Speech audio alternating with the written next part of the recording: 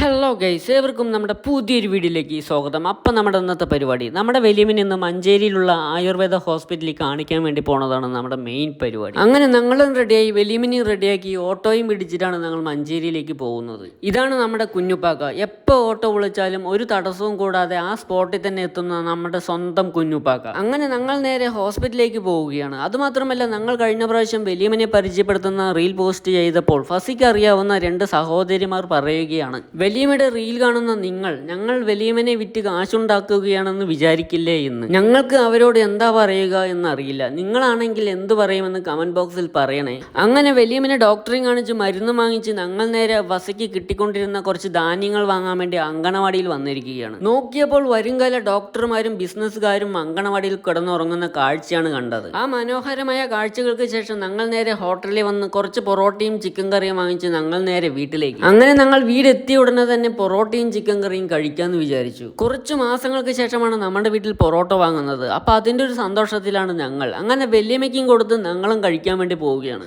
അപ്പോൾ നമ്മുടെ ഇന്നത്തെ ദിവസം ഇത്രയൊക്കെ ഉള്ളൂ. ബാക്കിയുള്ള വിശേഷങ്ങളുമായി പിന്നെ കാണാം.